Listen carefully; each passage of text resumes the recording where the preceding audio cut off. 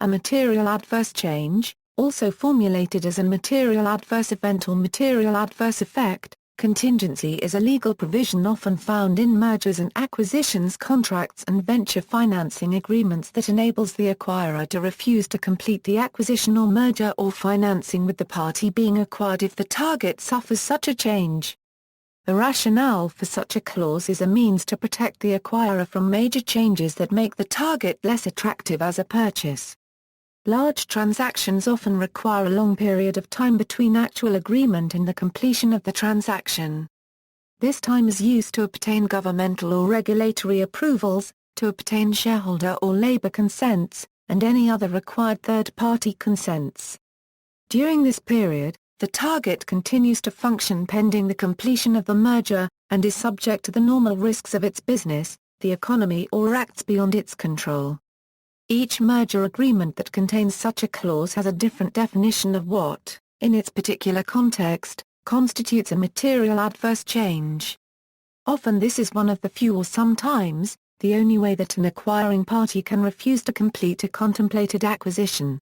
When the acquiring party cites the occurrence of a material adverse change to refuse to complete a merger or acquisition, litigation may ensue.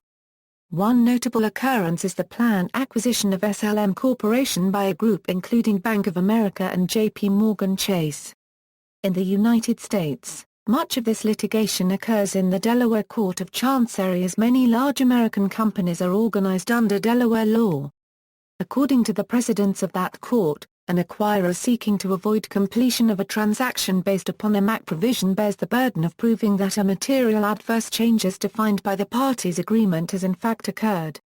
It is also used in a Euro-OE gas sale and purchase agreements, a Euro and a Euro-OE LNG sale and purchase agreements, a Euro, and usually the party suffering from the effects of material adverse change can apply for contract price revision. References. External links: 2014 Annual MAC Survey from Nixon Peabody, 2013 Annual MAC Survey from Nixon Peabody, 2012 Annual MAC Survey from Nixon Peabody, American Bar Association, Revisiting the MAC Clause in Transaction Agreements, 2011 Annual MAC Survey from Nixon Peabody, several examples of MAC clauses, Accredited Home Lenders v. Lone Star Funds, a MAC case study, Drafting Material Adverse Change Clauses from McDermott, Will and Emery.